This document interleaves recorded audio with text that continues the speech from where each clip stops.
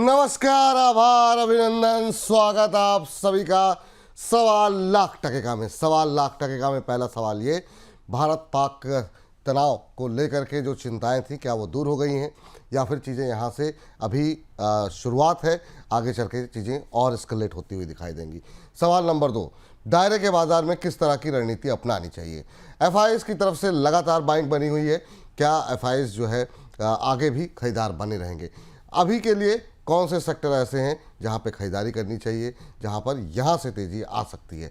इन तमाम सवालों के जवाब आज के कार्यक्रम में तलाशने की कोशिश होगी। आज के विशेष मेहमान अरुण मंत्री जी हमारे साथ जुड़ चुके हैं। अरुण सर, बहुत बहुत स्वागत आपका आज की विशेष चर्चा में शामिल होने के लिए। पहली टिप्पणी सर बाजार को लेकर के ही होगी। एक रेंज में बाजार कामकाज करता हुआ दिखाई दे रहा है। बहुत सारी चीज़ें ऐसी हैं जो कि अभी भी इवॉल्व हो रही हैं, चल रही हैं। बहुत सारी चीज़ें अभी स्पष्ट नहीं है। आप ऐसे बाज़ार में क्या करना चाहेंगे? थोड़ा दूर होकर के देखना चाहेंगे या फिर बाज़ार में जहाँ पर गिरावट आ रही है वहाँ बाइंग करना चाहेंगे? आप क्या स्ट्रेटजी सजेस्ट करेंगे? विपुल जी क्लियरली पहले तो गुड आफ्टरनून। विपुल जी क्लियरली हमने यही सलाह दी है इस हफ्ते, यानी आज और कल ट्रेडर्स को थोड़ा साइडलाइंस होना चाहिए मार्केट से। या तो अगर आप ट्रेडिंग करते हैं तो प्योरली इंट्राडे रखें और इंट्राडे में पोजीशंस को क्लोज कर दें। तो क्लियरली हमने कम्युनिकेट भी यही किया है, जो भी ट्रेडिंग रिकमेंडेशन या ट्रेडिंग राय हमारे से लेते हैं तो हमने यही सलाह दी है कि ट्रेडिंग से फिलहाल से दूर रहे। अगर करते भी हैं तो इंट्राडे पोजीशंस रखें, कैरी फॉरवर्ड पोजीशंस ना रखें। मुझे लग रहा है ये वॉर जो हो रहा है विपुल जी थोड़ा एस्केलेट हो सकता है। ये मेरी एक्सपेक्टेशन है, होगा नहीं होगा ये कहना मुश्किल है, पर इन्वेस्टर्स के लिए एक्सेलेंट मौके रहेंगे। कल भी मेरी आपकी बात हो रही थी, मैंने यही कहा था कि 24,000 के डिप तक अगर मार्केट आता है तो एक्सेलेंट अपॉर्चुनिटी रहेगी। अभी तक वो डिप आया नहीं है, अगर नहीं आता है तो वेल एंड गुड, अगर आता है तो इन्वेस्टर्स के लिए अच्छी अपॉर्चुनिटी रहेगी। तो दो चीजें हैं सभी के साथ मैं भी शेयर कर देता हूँ। पहले तो ट्रेडर्स को थोड़ा साइडलाइंस रहे, ज्यादा ट्रेडिंग ना करें, अगर करते भी हैं तो इंट्राडे पोजीशंस रखें और कम क्वांटिटी में ट्रेड करें। सेकंड, कैरी फॉरवर्ड ट्रेड ना बनाए। थर्डली, इन्वेस्टर्स के लिए मौके बनेंगे। अभी भी मिड कैप स्मॉल कैप में मोमेंटम जरूर आया है, पर मोमेंटम इतना फास्ट नहीं है जो देखने को मिलता है। तो मुझे लग रहा है आज और कल थोड़ा आराम से मार्केट को देखें, करेक्शन में स्टॉक्स को बाय करने की कोशिश करें। मुझे लग रहा है थोड़ा एक्सकेलेशन होगा, वो कब होगा पाकिस्तान की तरफ से भी होना चाहिए, ये कब होगा कहना मुश्किल है। तो थोड़ा मार्केट में सतर्क रहे, ये सतर्क रहने का दौर है। एटलीस्ट नेक्स्ट 3 से 4 दिन थोड़ा आराम से मार्केट को देखें। करेक्शंस आते हैं तो उनमें बाय करें और ट्रेडिंग पोजीशन जितनी कम रखेंगे उतना अच्छा रहेगा। ट्रेडिंग पोजीशन जितनी कम रखेंगे उतना अच्छा है। अभी इंट्राडे लेवल पे अगर कोई ट्रेड ले भी रहे हैं तो उसी दिन समेट करके जाइए, ये आपके लिए सलाह है। ये कुछ एक चीज़ें हैं जो कि जो है रणनीति होनी चाहिए। विजय प्रजापति जी कह रहे हैं सर, अरुण सर से पूछ लीजिए निफ्टी का टारगेट आज के लिए क्या हो सकता है। सर अभी क्या इंट्राडे के लिहाज से कुछ रणनीति रहेगी, आपकी कोई टिप्पणी करना चाहेंगे? जी आज का डेटा हम देख रहे थे क्योंकि आज एक्सपायरी है, तो 24,400 24,500 यहाँ पे रेजिस्टेंस काफी बड़े हैं। अगर आज भी आप मार्केट देखें तो अभी भी कंटिन्यूअसली पिछले 2 घंटे से मार्केट 24,380 और 24,400 के पास ही ट्रेड कर रहा है। तो ये इसी के आसपास रेजिस्टेंस है। अगर 24,400 निकलता है तो 450 ये मैक्स मेरे आज के टारगेट रहेंगे। मुझे बैंक निफ्टी थोड़ा बेटर लग रहा है विपुल जी, अगर दोनों इंडेक्सेस में बात करते हैं तो बैंक निफ्टी और फिन निफ्टी वो थोड़े बेटर कैंडिडेट्स हो सकते हैं। हो सकता है वहां पे थोड़ा मोमेंटम अच्छा बने, पर चूंकि इन्होंने निफ्टी का पूछा है तो निफ्टी का मेरा अगर आज का टारगेट माने तो 24,420 24,450 अराउंड 20 से 40 पॉइंट और ऊपर तक के टारगेट्स है। उससे ज्यादा मुझे अपसाइड अभी मार्केट में आज के लिए नजर नहीं आ रहा। ठीक सर, चलिए इस बीच बहुत सारी टिप्पणी आ रही, बहुत सारे सवाल भी हैं, लेकिन उससे पहले प्रवीण गुप्ता जी कह रहे हैं, विपुल जी, अरुण मंत्री जी, जय हिंद। जिस सिंदूर को आतंकी और उनके मददगार मिटाने चले थे, भारत की दुर्गा शक्ति ने सिंदूर को बारूद बना के दुश्मन को सिंदूर की ताकत बता दी। सिंदूर की कीमत नहीं होती है, ताकत होती है। तो आप सबकी भावनाएं, जिस बिल्कुल पूरे देश की भावनाएं ऐसी हैं सर इस समय, और सभी लोग जो है ये चाह रहे हैं कि जो लोग दोषी हैं उनको और कड़ी सज़ा मिले। और अभी जो है एक्शन जो है चल रहा है बॉर्डर के ऊपर, दोनों तरफ से चल रहा है। इस बीच और भी कुछ एक सवाल लेते हैं। हमारे साथ सेजल राजपूत जी ने प्रश्न भेजा हुआ है और वो जोमेटो में एंट्री लेना चाह रहे हैं। सर अभी जो सिचुएशन चल रही है, क्या जोमेटो में एंट्री की कोई गुंजाइश है अभी? क्योंकि बहुत लोगों को इस बात पे अब थोड़ा सा वो हो रहा है, जिस तरीके से कैश बर्निंग हो रही है। 3.5% की गिरावट 228 229 के आसपास चलता हुआ आज दबाव देखने को मिल रहा है 3 साढ़े 3% नीचे। क्या फ्रेश बाइंग करना चाह रहे हैं आप, सजेस्ट करेंगे इनको? विपुल जी बिल्कुल बाई नहीं करना है स्टॉक को, फिलहाल वेट करें क्योंकि स्टॉक काफी रेजिस्ट कर रहा है अराउंड 230 235 के आसपास। अभी भी स्टॉक 228 के आसपास ही है। एक तो रिजल्ट्स काफी खराब आए थे विपुल ji, I don't know stock इतना गिरा क्यों नहीं है। रिजल्ट्स काफी खराब देखने को मिले, जैसा कि आपने सही कहा कैश बर्निंग काफी हो रही है पर प्रॉफिटेबिलिटी में उसका असर देखने को नहीं मिल रहा है। तो क्लियर दूर रहने की सलाह है और अच्छी अपॉर्चुनिटीज मार्केट में है। एटर्नल के अलावा या स्विगी के अलावा और भी आपको ट्रेडिंग रिकमेंडेशंस या फिर पोजिशनल इन्वेस्टमेंट रिकमेंडेशंस या फिर स्टॉक्स जरूर मिलेंगे। तो एटर्नल से फिलहाल दूर रहने की सलाह है। टेक्निकली भी मुझे लग रहा है करेक्शन स्टॉक में आ सकता है। ठीक। अमरेंद्र चौहान जी आपसे जानना चाह रहे हैं सीजी पावर को लेकर के, ये भी यहाँ पर फ्रेश एंट्री लेना चाह रहे हैं। तो फ्रेश एंट्री के आज काफ़ी सवाल आ रहे हैं। सीजी पावर में अगर हम एक नज़र डालें तो आज करीब 3% के आसपास की मजबूती देखने को मिल रही है। अच्छी रिकवरी रही है सर यहाँ पर, पिछले एक महीने में करीब 13-14% के आसपास की तेज़ी रही है।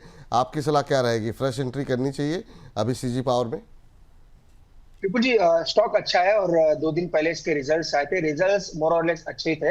तो स्टॉक में एंट्री जरूर कर सकते हैं। अराउंड 610 से 615 इसका अच्छा एंट्री रेंज है। उसका रेशनल भी यही है कि 100 मूविंग एवरेज उसी के आसपास है।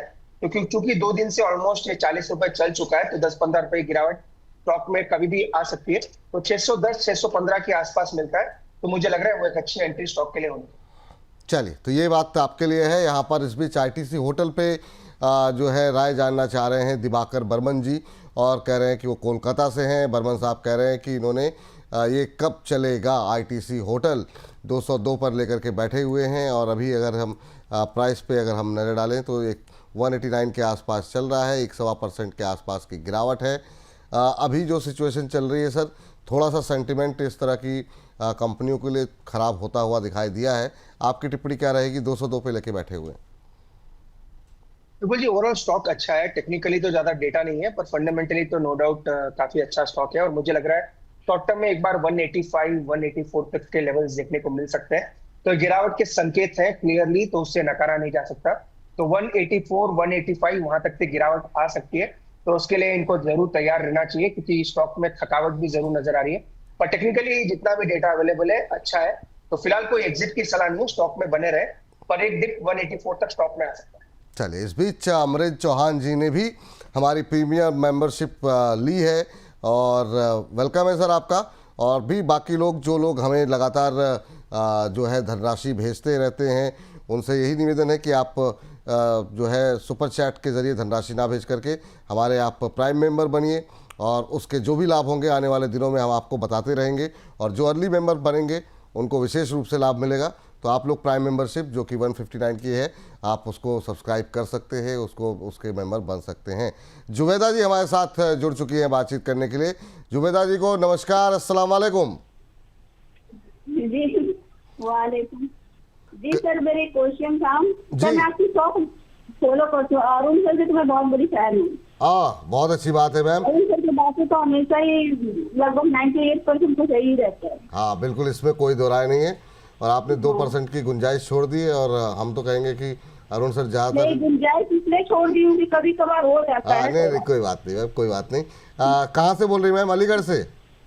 जी अलीगढ़ से बोल रही हूँ। चलिए, सर बहुत मेरा सवाल सर आजाद इंजीनियरिंग से, अभी तो मुझे प्रॉफिट हो रहा है आजाद इंजीनियरिंग में। मैं 1501 का मेरा वो किस रेट पे लिया है मैम आपने आज़ाद इंजीनियरिंग? 1501 का 1561। 1501 पे कब तक होल्ड कर सकती हैं जुबैदा जी? मेरे पास मैं होल्ड कर सकती हूँ, लेकिन ये मैं मुझे आगे मुझे बढ़ेगा या नहीं बढ़ेगा। अगर नहीं बढ़ेगा तो मैं यही मुनाफा वसूली करके हर निकल जाऊँ। ठीक। और एसबीआई है सर, एसबीआई है जो 229 पे। कौन सा होता है एसबीआई? हाँ 229 का भाव है, मैं एवरेज है। और मैं कब तक shipping corporation ma'am, shipping corporation SCI. अच्छा, जी जी जी मैम। 231 पे लिया आपने ना? जी सर। ठीक है मैम, दोनों पे ही राय देते हैं, आप बने रहिए तब तक हमारे साथ। और इस बीच पहले जरा आज़ाद इंजीनियरिंग पे बात कर लेते हैं सर। 1500 के आसपास लिया है, 100 रुपये के आसपास का प्रॉफिट हो रहा है। अच्छा मोमेंटम बना है इसमें, और इसमें पिछले एक महीने में करीब 28-29% का रिटर्न आ चुका है। क्या एक बार के लिए प्रॉफिट बुक करना चाहिए या कोई ट्रेलिंग स्टॉप लॉस देंगे इनको? क्या सजेशन रहेगा जुबैदा जी के लिए आपका?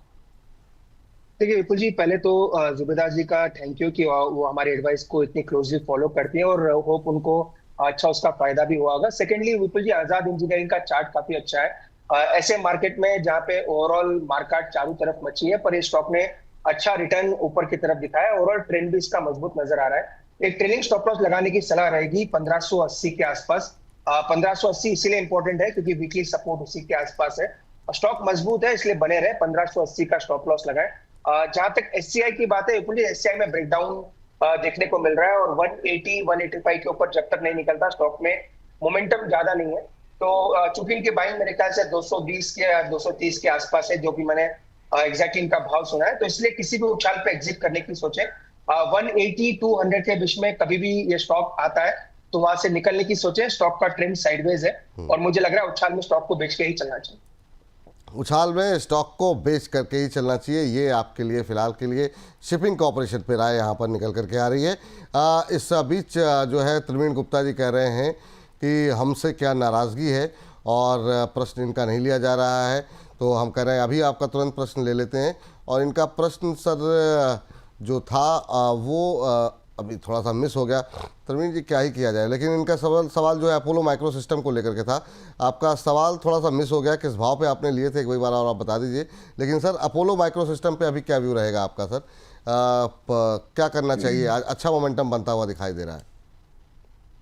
स्टॉक मजबूत नजर आ रहा है। ओवरऑल डिफेंस में भी इसका बड़ा रोल है, डिफेंस का इसका कारोबार भी है, और हैदराबाद बेस्ड एक कंपनी है, तो स्टॉक काफी अच्छा है। इसका जो ब्रेकआउट है विपुल जी 125 के ऊपर हो सकता है आने वाले दिन में देखने को मिले, क्योंकि मोमेंटम काफी अच्छा नजर आ रहा है। इनका बाई प्राइस मैं सुन नहीं पाया, पर इनको स्टॉप लॉस 115 का लगाना है। 115 का स्टॉप लॉस लगा के होल्ड करें। 126 पहला टारगेट है और 132 दूसरे टारगेट रहेंगे। तो शॉर्ट टर्म में अगर इन्होंने ले रखा है तो डेफिनेटली होल्ड करें, 115 का स्टॉप लॉस लगाए। 126 पहला टारगेट लगा के रखें और 132 दूसरा। मुझे लग रहा है ऊपर के लेवल स्टॉक में देखने को मिलते। ये फ्रेश बाइंग करना चाह रहे हैं सर? तो भी फ्रेश बाई करना चाहे तो भी कर सकते हैं, क्योंकि डिफेंस का काउंटर है और ज्यादा अभी तक मोमेंटम आया नहीं है और स्टॉक काफी स्ट्रांग लग रहा है टेक्निकली। तो अगर लेना चाहते हैं तो भी ले सकते हैं। 115 का स्टॉप लॉस लगा के बाई करें। स्टॉप लॉस थोड़ा डीप है, पर स्टॉप लॉस वही लगाना है ऐसे मार्केट में। 126 के आसपास ये पार्ट प्रॉफिट बुक करें अगर मोमेंटम बन जाता है, और 132 के आसपास पूरा प्रॉफिट बुक करके निकले। ठीक, चले तो यहाँ पर अपोलो पे तो राय आपको मिल गई है, लेकिन बाकी डिफेंस कंपनियों में क्या करना चाहिए?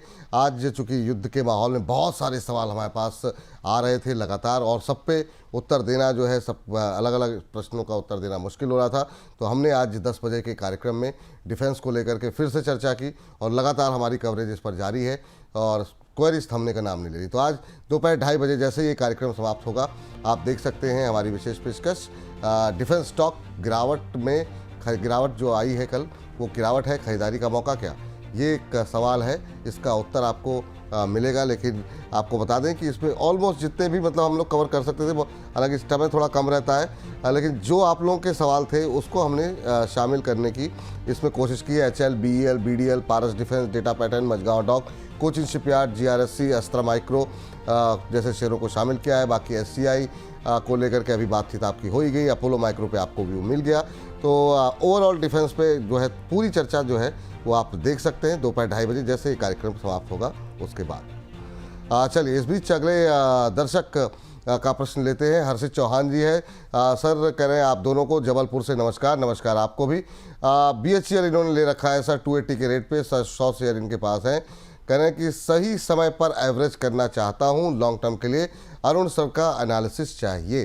तो ये आपके प्रशंसक हैं सर, आपका ये एनालिसिस इनको चाहिए। इन्होंने लिया हुआ है 280 के रेट पे, नुकसान में है, करीब 57 रुपये पर शेयर का लॉस हो रहा है। आप क्या टिप्पणी करना चाहेंगे इनके लिए? देखिए विपुल जी, ओवरऑल स्टॉक BHEL का अभी भी मजबूत है। ऐसे मार्केट में भी आप देख रहे हैं नीचे से अच्छी रिकवरी नजर आ रही है। फिलहाल एवरेजिंग की सलाह नहीं है, क्योंकि ऐसा कोई ट्रिगर बना नहीं है जहां पे आपको परफेक्ट एवरेजिंग का लेवल मिले। तो एवरेजिंग मुझे लग रहा है इनको ब्रेकआउट पे ही करनी चाहिए, क्योंकि दो रीजन है विपुल जी। एक तो स्टॉक अभी स्लो मूवर हो चुका है और अपॉर्चुनिटी कॉस्ट हो सकते हैं अगर इसमें इन्होंने कैपिटल अटका दिया है। तो मुझे लग रहा है ऊपर में जब तक 240 ना निकल जाए कोई एवरेजिंग की सलाह नहीं है। तो अपने बेस जरूर बनाया और मोमेंटम धीरे धीरे बन रहा है। तो 240 के ऊपर निकलता है तो मुझे लग रहा है इनको एवरेज करना चाहिए इनके बाई प्राइस नीचे लाने के लिए। तो जब तक 240 का लेवल नहीं निकलता विपुल जी एवरेज ना करें, जितने भी क्वांटिटी है फिलहाल होल्ड करके। ठीक, तो ये सलाह आपकी जो है यहाँ पर BHEL को लेकर के निकल करके आती हुई। तो ये बात हो गई BHEL को लेकर के। इसके अलावा लगातार सर जो हमने देखा कि जो US और भारत के बीच की, माफ़ कीजिएगा, UK और भारत के बीच की जो ट्रेड डील हुई है उसके बाद से एक बार फिर से टेक्सटाइल शेयरों पे काफ़ी प्रश्न आने लगे हैं और शानदार मूव यहाँ पर आता हुआ दिखाई दे रहा है। शंकर सिंह जी जानना चाह रहे हैं आपसे कि वेल्सपन लिविंग पे अभी क्या करना चाहिए। 135 रुपये पे इन्होंने 300 शेयर ले रखे हैं, कह रहे हैं 8% के प्रॉफिट अभी हो रहा है, होल्ड करें या फिर ये 8% का प्रॉफिट बुक कर लें। अभी अगर हम देखें तो यहाँ पर जो है 7.25% की तेज़ी, और ये सुबह 10:30 पौने 11 बजे हम लोग चर्चा कर ही रहे थे, तभी एकदम से अप मूव आया इसमें। अभी 145 पे पहुँच गया है। सर क्या सजेशन रहेगा सर वेल्सपन लिविंग पे? बिल्कुल जी, कल आपने और हमने डिस्कस किया था 134 के आसपास। इनफैक्ट मैंने कहा भी था कि स्टॉक 145 और 148 की तरफ बढ़ रहा है। इनफैक्ट वेल्सपन लिविंग और सीआरएम सिल्क, ये दो स्टॉक हमने रिकमेंड भी कर रखे हैं और स्टॉक अभी भी हम होल्ड करा रहे हैं, क्योंकि दोनों को फायदा भी होगा और वेल्सपन का अच्छा कारोबार US और UK दोनों में भी है। तो मुझे लग रहा है वेल्सपन तो डेफिनेटली अच्छा करेगा। इसके अलावा सीआरएम सिल्क पे भी जरूर नजर रखें। वो स्टॉक अभी चला नहीं है पर वो स्टॉक भी मुझे पसंद है, और चूंकि इनका ज्यादा क्वेश्चन वेल्सपन पे है तो मुझे लग रहा है चूंकि इनका प्रॉफिट 8-9% हो रहा है शॉर्ट टर्म में, तो अगर शॉर्ट टर्म का नजरिया है तो प्रॉफिट बुक जरूर करें। पर मेरे पोजिशनल टारगेट्स विपुल जी स्टॉक पे 158-160 तक है। अगर थोड़ा लंबा होल्ड करते हैं तो 160 तक के टारगेट्स मुझे लग रहा है वेल्सपन लिविंग में देखने को मिल सकते हैं। जी चलिए, इस बीच जो है अगली दर्शक के पास चलते हैं। भावना शर्मा जी हमारे साथ जुड़ चुकी हैं राजस्थान से। भावना जी नमस्कार। जी सर नमस्ते। कैसी हैं भावना जी आप, और राजस्थान में कहाँ से बोल रही हैं? राजस्थान, अपने पाली राजस्थान से सर। पाली राजस्थान से बोल रही हैं। मैम आप लोग चूँकि राजस्थान बॉर्डर का इलाका रहता है, कल क्या कुछ किस तरह की गतिविधियाँ कुछ सुनाई दी क्या आप लोगों को? नहीं, गतिविधियां तो नहीं थी। ये अपने गवर्नमेंट की तरफ से जो ऐलान था मॉक ड्रिल का, वो मॉक ड्रिल का रात को 10:30 बजे वही सारा प्रोसेस था। अच्छा वो हमने फॉलो किया था। नहीं थैंक यू, बिल्कुल बिल्कुल फॉलो कीजिए मैम। जो भी एहतियात बरतने को कहा जाए, पूरे एहतियात जो है गवर्नमेंट के जो है फॉलो करने चाहिए, और ये सब हम लोगों की सुरक्षा के लिए ही है। बताइए मैम क्या क्वेश्चन है आपका भावना जी? जी सर, मेरा ये क्वेश्चन था, IOB के शेयर है सर मेरे पास, 500 की क्वांटिटी है और रेट है 38.45। तो अब मुझे उसको होल्ड करना है, सेल करना है या क्या? लेकिन वैसे जब आपने लिया था तो क्या सोच के, कितने समय तक होल्ड करने के लिए सोचा था? बस सर, अगर प्रॉफिट में निकलने जैसा होगा तो कोई बात नहीं, बट ऐसा कोई प्रोसेस नहीं है कि हमको बेचना ही है, ऐसा कुछ नहीं। ठीक है, IOB के साथ या फिर जितने मिड कैप PSUs बैंक हैं, थोड़ी सी समस्या आ रही है, लगातार आ रही है, और अब तो फिर SBI के BOB के नतीजे उस तरह से नहीं रहे जितनी उम्मीद थी। सर क्या करें, 2-3 रुपए का नुकसान हो रहा है इनको, आपका सजेशन क्या रहेगा IOB पे? मुझे एक बार का एग्जिट कर दें स्टॉक को। अगर थोड़ा बाउंस भी मिलता है तो थोड़ा अच्छा एंट्री एग्जिट मिल सकता है, पर ओवरऑल ट्रेंड इसका थोड़ा नेगेटिव हो चला है। पहले भी विपुल की बार बात हुई थी तो bank of Maharashtra, Canara bank, bank of Baroda, SBI, ये 3 से 4 स्टॉक मैंने सुझाए थे, उनमें खरीदारी करके चल सकते हैं। तो मुझे लग रहा है जहां तक ओवरऑल PSU बैंक्स की बात है, ये चारों स्टॉक पे नजर रखें। और IOB मुझे लग रहा है जब भी उछाल है स्टॉक से निकल जाने की सोचे। एक स्टॉप लॉस जरूर मेंटेन करें जब तक उछाल का ये वेट कर रहे हैं, तो ऐसा ना हो कि स्टॉक आपको नीचे के लेवल्स दिखा दे। नीचे में 34 का एक स्टॉप लॉस जरूर मेंटेन करें और किसी भी उछाल में स्टॉक से निकलने की सोचें। जी चलिए, तो जहाँ पर जब मौका मिले वहाँ पे जो है निकलने की ही सलाह आपके लिए रहेगी यहाँ पर। तो जैसे आप इस सलाह को मानिए, और इस बीच जो है अगले दर्शक का प्रश्न लेते हैं, और अगला प्रश्न जो हमें भेजा गया है वो भेजा गया है शिव भक्त सुमित जी की तरफ से, और जानना ये चाह रहे हैं कि इंडियन बैंक के ऊपर इनका प्रश्न है सर, कि अभी क्या करना चाहिए और क्या ये ऊपर जाएगा या नीचे जाएगा, ये जानना चाह रहे हैं। इंडियन बैंक पे सर आपकी टिप्पणी क्या रहेगी सर? एब्सोल्युटली विपुल जी, मैं और एक स्टॉक आपको मेंशन करना भूल गया, ये भी मैं हमारे रेडार पे है और ये बुलिश साइड हमने रखा है। 550 का एक स्टॉप लॉस सुझाया। उसके 2 रीजन है विपुल जी, ये सभी एवरेजेस के ऊपर ट्रेड कर रहा है। सेकेंडली इसका ट्रेंड काफी अच्छा है। थर्डली रिजल्ट्स काफी अच्छा है, और रिसेंटली हमने लास्ट वीक इसको रिकमेंड भी किया। लास्ट वीक का मेरा मतलब है इस मंडे हमने इसको रिकमेंड भी किया है, वो कॉल अभी भी ओपन है। तो 550 का स्टॉप लॉस लगा के होल्ड करें। स्टॉक में मजबूती है, अगर बाई करना चाहते हैं तो भी स्टॉप लॉस उसी का लगाएं। ऊपर में टारगेट मुझे लगा है 585 और 592। वहां तक के टारगेट्स देखने को मिल सकते हैं। In fact bank of Maharashtra, Canara bank, bank of Baroda, SBI, ये चारों के अलावा अगर जो पांचवा बैंक हमने चुना है वो इंडियन बैंक ही है, तो इसमें डेफिनेटली बुलिश नजरिया रखे चलेंगे। ठीक सर। सर जरा एक बार जो है पावर पे आपकी राय जानना चाहेंगे। अभी पावर पे रुख क्या लिया जाए? बीच में काफ़ी सुस्ती आती हुई दिखाई दे रही है बीते कुछ दिनों के अंदर। सवाल हालांकि आरईसी को लेकर के है, लेकिन धीरे धीरे करके जरा 5-7 जितने भी हम लोग पीएसयूज पावर डिस्कस करते हैं उस पर आपकी राय जानना चाहेंगे। शुरुआत इरिडा के साथ ही करते हैं। आधा % आज नीचे है, एक रेंज में फंस गया है, बल्कि सारे ही फंसते हुए दिखाई दे रहे हैं। इरिडा से शुरू करना चाहेंगे, कैसे देख रहे हैं सर अभी के लेवल पे क्या करना चाहिए? विपुल जी, शॉर्ट टर्म ट्रेडर्स के लिए 156 का स्टॉप लॉस है। ये हमने इसलिए लगाने की सलाह दी है क्योंकि मुझे लग रहा है विपुल जी आने वाले दिन में ट्रेडर्स के लिए काफी मुश्किल भरा समय हो सकता है। अगेन मैं थोड़ा नेगेटिव साउंड जरूर कर रहा हूं, पर मुझे क्लियर नजर आ रहा है कि मार्केट में थोड़ी उथल पुथल मच सकती है, खासकर mid cap and small cap stocks में। इन्वेस्टर्स के लिए मौके रहेंगे। अगेन मैं रिपीट कर रहा हूँ, इन्वेस्टर्स के लिए कोई दिक्कत नहीं है, पर जो भी एफएनडो में ट्रेड करते हैं, क्योंकि इरिडा अभी एफएनडो में भी आ चुका है, तो 156 इसका स्टॉप लॉस होना चाहिए। जब तक 156 के ऊपर है स्टॉक में बने। ठीक। इस बीच ये सलाह आपकी रही इरिडा को लेकर के। अब जरा बात कर लेते हैं सर थोड़ी सी एनटीपीसी और एनएचपीसी को लेकर के। ये भी फंसे हुए शेयर हैं। 340 के आसपास एनटीपीसी चल रहा है और एनएचपीसी भी ब्रेकआउट देने की स्थिति में ऐसा लग रहा था आ रहा है और वहाँ से लौट गया वापस। अब दोबारा 80 के आसपास पहुंचता हुआ आज भी 0.2% टूटा हुआ है। 81-96 का लेवल देखने को मिल रहा है। क्या टिप्पणी रहेगी सर इन दोनों पे आपकी? बिल्कुल जी, clearly NTPC buy on dips है। नीचे में हमने एक सपोर्ट हमारे पास लगा रखा है 335-330। वहां पे एक बार रिकमेंड किया था, स्टॉक से वापस अच्छा मोमेंटम आया, उसी सपोर्ट के आसपास आ चुका है। तो 335 के नीचे जब भी ये स्टॉक मिले इसको डेफिनेटली ऐड करना चाहिए। मुझे लग रहा है ये बेहतर अच्छे लेवल से स्टॉक को बाई करने के लिए।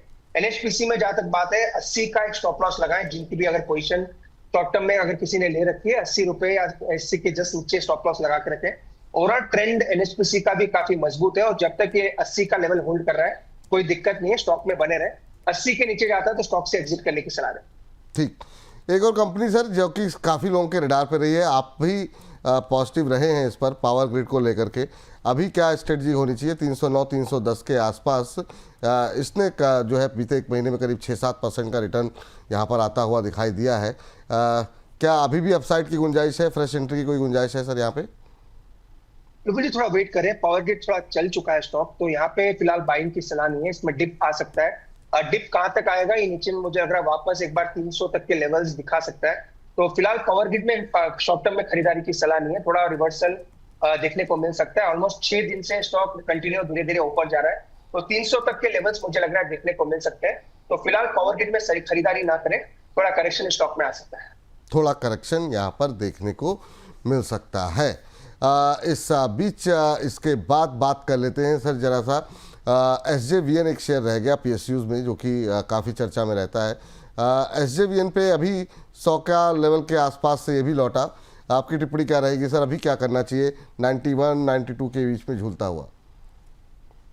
जी काफी साइडवेज है स्टॉक। नीचे में 85, ऊपर में 95-100 के आसपास एक रेजिस्टेंस है। अभी 91 के आसपास है और रिसेंट लो जो बना है ऑलमोस्ट आप कह सकते हैं 86 के आसपास या 87 के आसपास लोज बने हैं। स्टॉक का ट्रेंड थोड़ा साइडवेज है और धीरे धीरे नेगेटिविटी की तरफ बढ़ रहा है। तो खरीदारी की सलाह नहीं है विपुल जी। फिलहाल अगर किसी ने ले रखा है तो 87 का या 86 के नीचे स्टॉप लॉस लगाएं।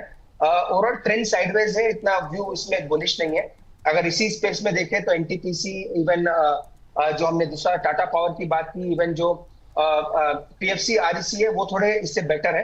तो फिलहाल मुझे लग रहा है SJVN में 87 का स्टॉप लॉस लगाएं अगर किसी ने बाई करके रखा है। फ्रेश खरीदारी की सलाह स्टॉक में नहीं। फ्रेश खरीदारी की सलाह यहाँ पर नहीं है। चलिए इस बीच सर अगले दर्शक का प्रश्न लेते हैं और इसमें प्रश्न से पहले सर कुछ लोग कह रहे हैं सर अदानी पावर नहीं डिस्कस किया। सर अगर अदानी और सुजलॉन भी बोल दीजिए एक बार, ये भी काफ़ी ज़्यादा चर्चाओं में रहा है और रिटेलर्स की पोजीशन रहती है। सुजलॉन भी एक रेंज में फंस गया है और यहाँ पर भी एनएचपीसी ऐसा लगा एक बार के लिए कि शायद ब्रेकआउट आएगा, पर हुआ नहीं। तो अभी क्या करना चाहिए सर? बिल्कुल जी, अडानी पावर को डिप में बाई करें। इनफैक्ट 2 या 3 स्टॉक भी मैं अडानी ग्रुप में रिकमेंड करता हूँ। एक दो अडानी पोर्ट है, वो डेफिनेटली मेरे रेडार पे रहा है। इनफैक्ट आपसे काफी बार शेयर किया है और वो काफी मोमेंटम में भी अभी स्टॉक ट्रेड कर रहा है। अडानी पावर दूसरा स्टॉक है जो उसको रिकमेंड कर सकते हो, डिप में इसको बाय करना चाहिए। इसका मजबूत सपोर्ट 500 से 515 के आसपास है, तो थोड़ा डिप में बाय करें। 515 के नीचे जब भी स्टॉक जाता है तो वहां पे अच्छी एक एंट्री लेवल अडानी पावर में देखने को मिल सकती है। तो फिलहाल मुझे लग रहा है अवॉइड करें, थोड़ा डिप आ सकता है। 515 के नीचे मिलता है तो स्टॉक को बाय करना चाहिए। ठीक सर। इस बीच एक शेयर और टाटा पावर का। टाटा पावर जो है वो भी मतलब 400 के ऊपर नहीं निकल रहा है। वो थोड़ा सा एक लोगों को लग रहा है बीते 3-4 दिन में 2-3% का करेक्शन रहा है। अभी क्या करें सर 375 376 के आसपास? बिल्कुल जी, क्लियरली ये स्टॉक भी साइडवेज है अभी फिलहाल। ये इसका व्यू मेरा बुलिश है और काफी बार नीचे में रिकमेंड भी किया है, और 390-400 के टारगेट दिए थे, वहां तक स्टॉक जाके भी आया है। तो फिलहाल मुझे लग रहा है साइडवेज है, इसको डिप में बाई करने की ही सोचें, क्योंकि मिड ऑफ द रेंज पे है तो अभी बाई ना करें, थोड़ा वापस नीचे में रिट्रेस होने दे। 360-365 के आसपास रिट्रेस होता है तो वहां पे बाई करके चल सकते हैं। ठीक सर, वहाँ पे बाय करके चल सकते हैं। इस बीच बहुत सारे सवाल जो है वो वोल्टास को लेकर के हैं, तो आप लोग धैर्य रखिए। अभी खबरों के खेल में इसको डिस्कस करेंगे, इसके रिजल्ट्स आए हैं तो आपको बता देंगे लेवल्स क्या रहने चाहिए। लेकिन अभी के लिए ज़रा चलते हैं जरा सिलीगुड़ी, और वहाँ पे सोमदेव जी हमारे साथ खुद जुड़ रहे हैं। सोमदेव जी को नमस्कार। नमस्कार सर। कैसे हैं सर सोमदेव जी? ओ, लगता है कुछ नेटवर्क का इशू है। सोमदेव जी से संपर्क करने में दिक्कत आ रही है। उनका प्रश्न हो सके तो अगर हमें बता दीजिए, अदरवाइज जो है फिर। अच्छा, एनटीपीसी ग्रीन में बताया गया कि फ्रेश एंट्री करना चाह रहे हैं। चलिए, तो अभी जो है एनटीपीसी ग्रीन में फ्रेश एंट्री के लिए इनका प्रश्न था सर। नेटवर्क की वजह से बात नहीं हो पा रही है इनसे सिलीगुड़ी में। 98-99 के बीच चल रहा है, आधे % की आज गिरावट देखने को मिल रही है। ये दोनों ही शेयर थोड़े से थकते हुए दिखाई दे रहे हैं। आपकी टिप्पणी क्या रहेगी सर एनटीपीसी ग्रीन को लेके? विपुल जी, काफी क्वेश्चंस आते हैं इसके ऊपर, ये काफी ट्रेडर फ्रेंडली स्टॉक भी हो चुका है। तो 2 लेवल्स हमने निकाल के रखे हैं। 95 पहला सपोर्ट है, तो जिन्होंने भी शॉर्ट टर्म, एकदम शॉर्ट टर्म के लिए लिया है, उनका स्टॉप लॉस 95 रहेगा। इनफैक्ट पहले भी काफी बार यही स्टॉप लॉस सजेस्ट किया, अभी तक ट्रिगर नहीं हुआ है। और 95 के नीचे जाता है तो नया सपोर्ट 90 रुपीज के आसपास है। 90 रुपीज अगेन रेशनल इसीलिए है क्योंकि अप्रैल के लोज जो है वो 90 रुपए के आसपास है। तो 90 का एक फाइनल स्टॉप लॉस होना चाहिए अगर किसी ने पोजिशनली बाई किया है। एकदम ही शॉर्ट टर्म का व्यू है तो 95 का एक स्टॉप लॉस जरूर लगाए। फ्रेश खरीदारी की सलाह नहीं है विपुल जी, क्योंकि स्टॉक का ट्रेंड अभी भी साइडवेज है। तो अगर ले रखा है तो 95 और 90 ये 2 स्टॉप लॉसेस के लेवल है। ठीक सर। चलिए, इस बीच वरुण बेवरेजेस को लेकर के भी आज काफ़ी सारे प्रश्न हमारे पास आए हुए हैं, और कुछ लोग फ्रेश एंट्री करना चाह रहे हैं। विशाल शर्मा जी ने खरीदा हुआ है 533 पे, जानना चाह रहे हैं अभी क्या करना चाहिए। तो विशाल जी को क्या सलाह रहेगी सर? अभी वरुण बेवरेजेस को लेकर के आज थोड़ा सा दबाव है 504 के आसपास। ये शेयर अभी फ़िलहाल के लिए ट्रेड करता हुआ दिखाई दे रहा है। अभी 502 हो गया इनफैक्ट। क्या टिप्पणी रहेगी सर वरुण बेवरेजेस को लेकर के? तो मुझे क्लियरली नीचे जा रहा है और स्टॉक मुझे लग रहा है 480 की तरफ बढ़ रहा है। ट्रेंड इसका नेगेटिव हो गया है, चार सभी मूविंग एवरेजेस के नीचे भी है। तो शॉर्ट टर्म में मुझे लग रहा है डेफिनेटली नीचे के लेवल्स है, और 480 तक के लेवल्स मुझे लग रहा है देखने को मिल सकते हैं। बड़ा ट्रेंड अभी भी पॉजिटिव है विपुल जी, मीडियम टर्म में कोई दिक्कत नहीं है, पर शॉर्ट टर्म में मुझे लग रहा है 15 से 20 रुपए गिरावट स्टॉक में आ सकती जी। इस बीच हमारे एक और दर्शक ने प्रश्न पूछा है, और रितेश जी हैं रितेश यूट्यूब के नाम से आईडी बनाई हुई है। कह रहे हैं कि सर एस्टेडियम 52 हाई जो है वो क्रॉस हो गया है, लॉन्ग टर्म 2 से 5 साल के लिए कैसा रहेगा? बात इनकी बिल्कुल सही है, और आज 52 हफ्तों का उच्चतम स्तर जो है वो इस शेयर ने 547 रुपये 50 पैसे का छुआ है। हालांकि उसके बाद जो है नीचे आ गया है 538 रुपये के आसपास ट्रेड करता हुआ। एक महीने में करीब 12% की रैली रही है। सर अभी फ्रेश बाइंग की गुंजाइश है क्या इसमें?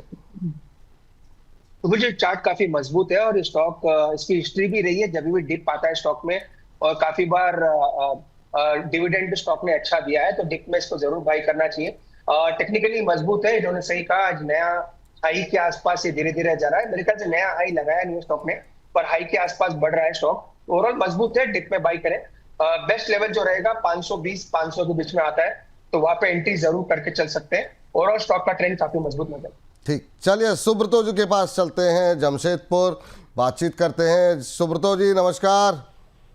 नमस्कार। नमस्कार सर। कैसे हैं सुब्रतो जी? ठीक है सर।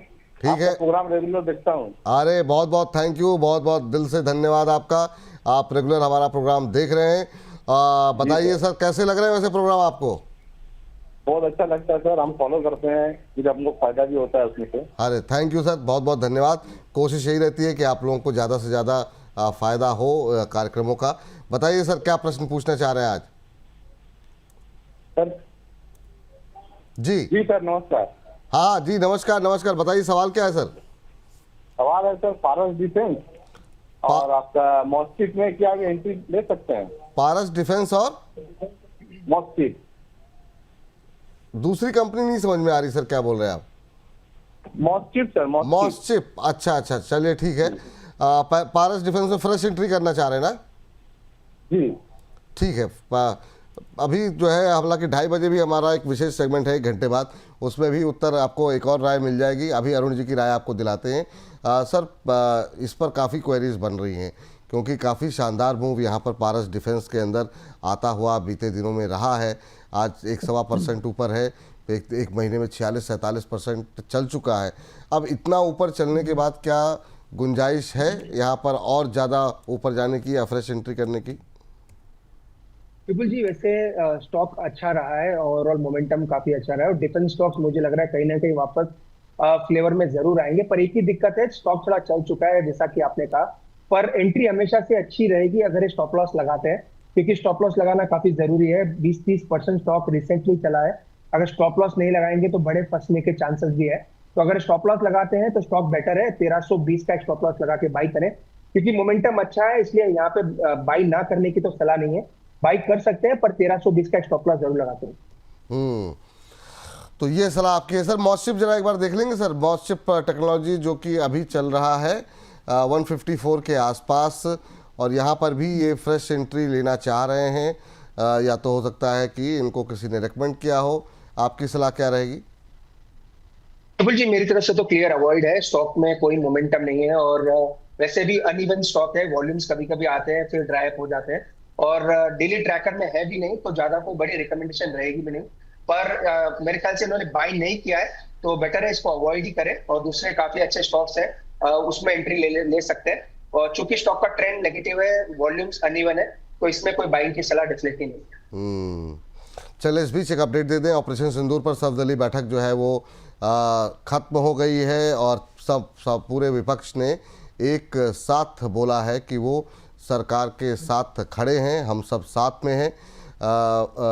इस बीच ओवैसी जी की तरफ से कहा गया कि पाक को जो है वो FATF की लिस्ट में डालने के लिए कोशिश करनी चाहिए, और ये भी किरण रिजिजू की तरफ से जो है, जो प्रेस कॉन्फ्रेंस हुई है, जो मीडिया से बातचीत हुई, उन्होंने कहा कि ऑपरेशन सिंदूर अभी चल रहा है। तो ये टिप्पणी आई है, ऑपरेशन सिंदूर पर अभी भी चल रहा है और पाकिस्तान की तरफ से कोई भी अगर एक्शन होता है तो हम उसके लिए तैयार बैठे हुए हैं। तो सर्वदलीय बैठक के अंदर ये विपक्ष जो है वो जो है पूरी तरीके से सरकार के साथ है। फेक न्यूज़ को लेकर के जो है कहा गया है कि इससे बचने की आवश्यकता है और इससे देश की एकता को खतरा है। ये बात सही है, काफ़ी ज़्यादा हमने देखा बीते एक दिन के अंदर। सर, आपके पास भी बहुत सारी खबरें पाकिस्तान के हैंडल से अलग अलग आईडी से आ रही हैं, चल रही हैं, ये गिरा दिया, वो टूट गया। तो मुझे लगता है इन्फॉर्मेशन वॉर में थोड़ा सा हम पिछड़ रहे हैं, या काउंटर करने में उसको हम थोड़ा सा पिछड़ रहे हैं। कोई टिप्पणी एक लाइन की करना चाहेंगे आप इस पर? मुझे इनफैक्ट कल मैं रात में 1 या 2 बजे तक जग रहा था, क्योंकि मैं यूजुअली IPL का मैच वगैरह देखने के बाद जस्ट ऐसे ही टीवी में ब्रोज कर रहा था और ट्विटर को भी ब्रोज कर रहा था। विपुल जी, भरा पड़ा है ट्विटर पूरे फेक न्यूज से। सियालकोट की कोई न्यूज चला रहा है, कोई अमृतसर की न्यूज चला रहा है, कोई कहाँ बम गिरने की न्यूज चला रहा है, सब कुछ आप कह सकते हैं चल रहा है अभी सोशल मीडिया में। ट्विटर में तो काफी कुछ आपको मिल जाएगा जहाँ पे फेक न्यूज पाकिस्तान की तरफ से हो सकता है कुछ ना कुछ इंडिया में भी कुछ लोग चला रहे होंगे, उसका कोई आइडिया नहीं है, पर फेक न्यूज की काफी भरमार है। तो वो उसमें जरूर इंडिया पिछड़ रहा है विपुल जी, वहाँ पे फेक न्यूज को ये जो ओवरऑल प्रोपागेंडा जो चलता है ओवरऑल इंडियन आर्मी के खिलाफ, तो वो ज्यादा अभी नजर आ रहा है 2 दिन से। पर अगेन थोड़ी बहुत आप कह सकते हैं लोगों में सतर्कता है, फेक न्यूज ज्यादा आजकल फैलाते नहीं है लोग भी, पर स्टिल अभी भी सोशल मीडिया में विपुल जी इसका इम्पैक्ट जरूर नजर आ रहा है। बिल्कुल।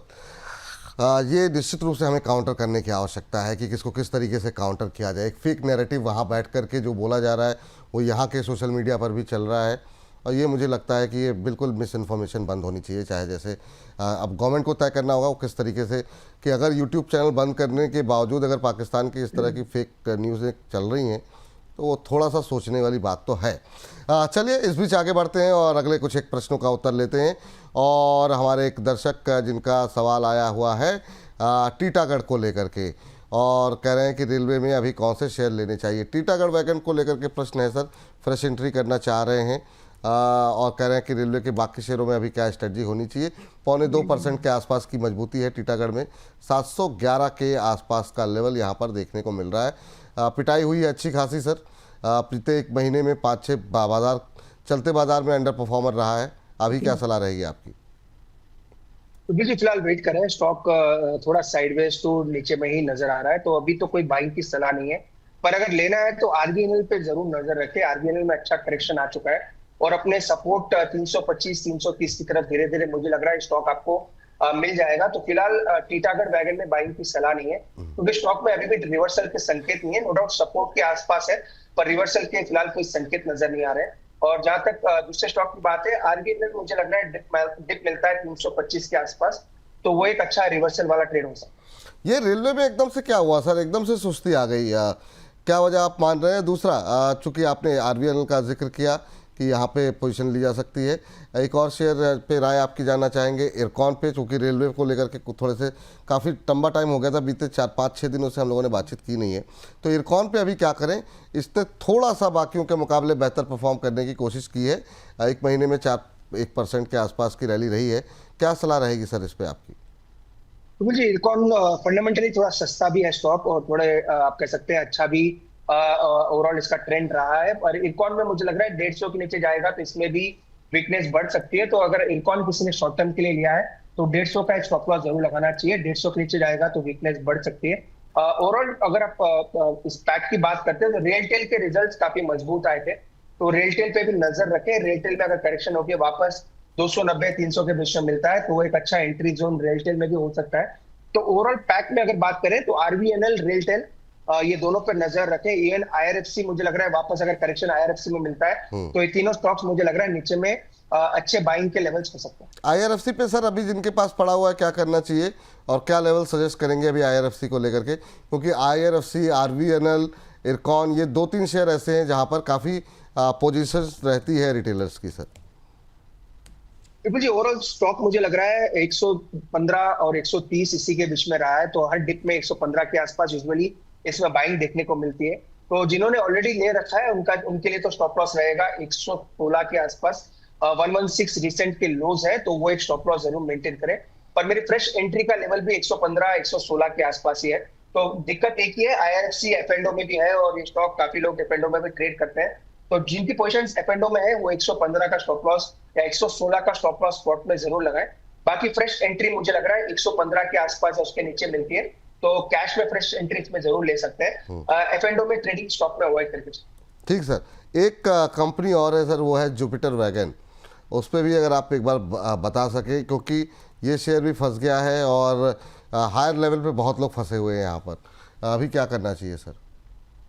मुझे लग रहा है विपुल जी ये स्टॉक भी धीरे धीरे एक बार नीचे आ सकता है, नीचे में 325-320 तक फिसल सकता है। फिलहाल इसका ट्रेंड अभी दूसरे स्टॉक से थोड़ा बेटर है क्योंकि इसमें इतनी सेलिंग देखने को फिलहाल मिली नहीं है। पर मुझे लग रहा है जिस हिसाब से स्ट्रक्चर है, एक बार ये स्टॉक वापस 335 और 325 इसी के बीच में वापस इसके लेवल्स देखने को मिल सकते हैं। ठीक, चलिए इस बीच परवीन अत्रे जी नीवा बुपा के बारे में जानना चाह रहे हैं। नीवा बुपा पे राय आपको मिलेगी अभी खबरों के खेल में, 10 मिनट रुक जाइए। अंकिता राय जी का प्रश्न आया है सर, कह रहे नमस्कार Vipul ji, I am big fan of Arun ji, और कह रहे इनके पास गेल के शेयर हैं सर 190 पे और इन्होंने एनएमडीसी ले रखा है 65 रुपये 50 पैसे पर, क्या करना चाहिए प्लीज़ कह रहे हैं, सजेस्ट कीजिए।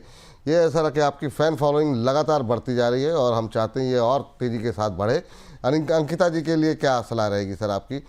गेल 190 पे है, एनएमडीसी 65-50 पे। विपुल जी पहले तो गेल का स्ट्रक्चर अच्छा है, तो उसके लिए ये स्टॉक में अभी फिलहाल बने रहे। 182 के आसपास इसका सपोर्ट है, तो 190 के आसपास बाइंग है। ऑलमोस्ट ये स्टॉक अभी 186 185 के आसपास है। तो इनके प्राइस के आसपास ही है, स्टॉप लॉस काफी नजदीक है।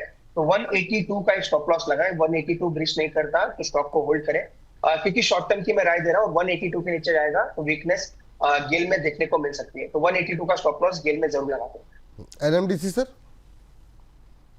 ठीक है, एनएमडीसी अगेन विपुल जी स्टॉक मजबूत नजर आ रहा है। ओवरऑल नीचे में 62 के आसपास इसका सपोर्ट है, तो फिलहाल होल्ड करें। 62 के नीचे जाता है तो एग्जिट कर दें। 62 मुझे लग रहा है स्टॉक का एक वीकली सपोर्ट है, और वो स्टॉक का सपोर्ट जरूर होल्ड करना चाहिए। तो 62 जब तक ब्रीच नहीं करता स्टॉक में बने। मुमताज अंसारी जी कह रही हैं सर आपने रेलवे स्टॉक्स पे बात की है, इरकॉन लॉन्ग टर्म के लिहाज से कैसा है? लॉन्ग टर्म के लिहाज से आप तो सर पॉजिटिव बोले थे, क्या अभी लॉन्ग टर्म के लिए अगर लेना हो इनको तो रख सकती हैं क्या? लॉन्ग टर्म में कोई दिक्कत नहीं है, अगर इनके पास है तो होल्ड करें। विपुल जी इरकॉन ओवरऑल देखें तो फंडामेंटली सस्ता स्टॉक है, काफी कम वैल्यूएशंस पे ट्रेड करता है, और स्टॉक कंपनी भी अच्छी है, और रेलटेल के रिजल्ट्स भी अच्छा है। तो मुझे लग रहा है इरकॉन अच्छा करना चाहिए। करेक्शन में बाय करेंगे तो और अच्छा है। अगर इन्होंने ऑलरेडी ले रखा है तो लॉन्ग टर्म में कोई दिक्कत वाली बात नहीं है, स्टॉक में बने रह सकते। ठीक। और इस बीच दिलीप व्यास जी कह रहे हैं सर मैं गुजरात से बोल रहा हूँ, नमस्कार विपुल सर, मैं द बोनस में धनराशि भेजना चाहता हूँ, कैसे भेजूँ? आप मत भेजिए सर बोनस में धनराशि, आप जो है हमारे प्राइम मेंबर बन जाइए। 159 की प्राइम मेंबरशिप है, और वो आप हमारे यूट्यूब पे जाएंगे तो आपको मिल जाएगा। बाकी पूरा प्रोसीजर आने वाले दिनों में आपको बताया जाएगा, तो आप वो सब्सक्राइब कर लीजिए, और वो फिर आपके लिए आगे के लिए काफ़ी आसानी हो जाएगी। तो ये सलाह आपके लिए यहाँ पर रहेगी अगर आप पैसे भेजना चाह रहे हैं तो।